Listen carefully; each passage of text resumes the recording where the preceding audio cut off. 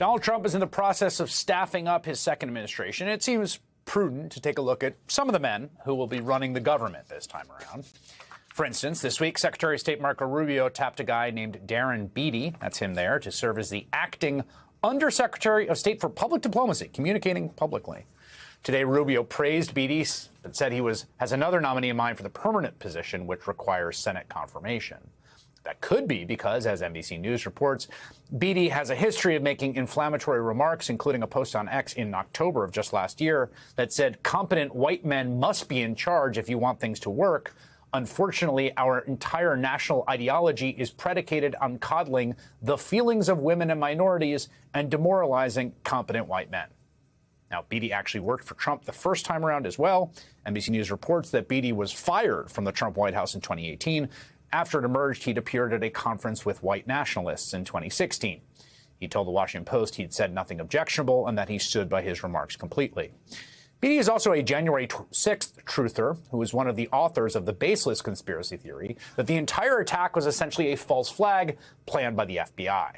As the Washington Post reported in 2023, he was the first person to draw major attention to a guy named Ray Epps, who was at the Capitol on January 6th, and who conspiracy theorists baselessly claimed was a Fed tasked with inciting the attack. Epps later sued Fox News for repeating that claim in a suit that was dismissed shortly after Trump won election in November. A year after the insurrection, Trump congratulated Beattie by name for exposing so much of the fake news false narrative about January 6th.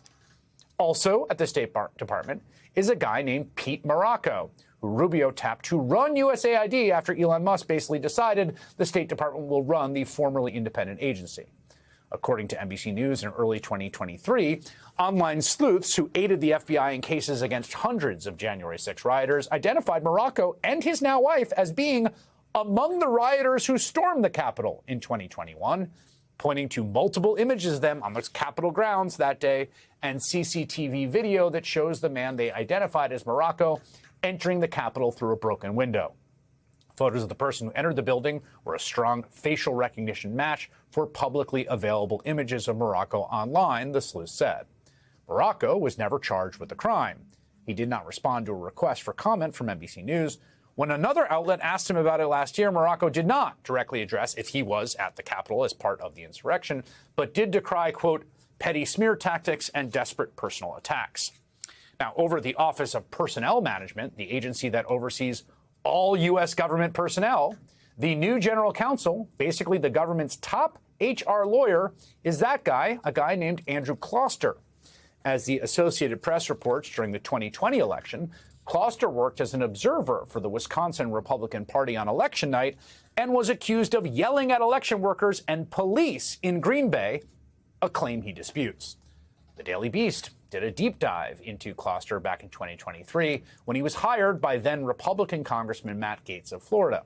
According to the report, Kloster has a history of making inflammatory social media posts and then deleting them, including one where he called himself a raging misogynist, another where he said, "You know what I need?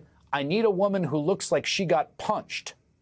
A third where he suggested slaves owe us reparations. Daily Beast also uncovered a comment reportedly from Kloster on a libertarian blog post about bestiality from 2012 titled "Government Out of Bedrooms, but Into Barnyards," reading, "Consent is probably modern society's most pernicious fetish." Kloster did not respond to the Daily Beast request for comment. OPM has also found itself infiltrated by at least one of Elon Musk's very young acolytes. Wired uncovered a number of these young men, including a 19-year-old named Edward Korestein, who appears to have recently graduated from high school and to have been enrolled at Northeastern University. Korestein and another young man are listed in internal OPM records reviewed by Wired as experts at OPM, reporting directly to Amanda Scales, its new chief of staff. What's more, employees at the Government Services Administration tell Wired that Korestein has appeared on calls where workers were made to go over code they had written and justify their jobs to the college freshmen. Korestein did not respond to a request for comment from Wired, nor did OPM. Seems like a recent high school graduate is determining whether career civil servants have sufficiently justified their jobs. These are just some of the men running your government under Donald Trump and Elon Musk.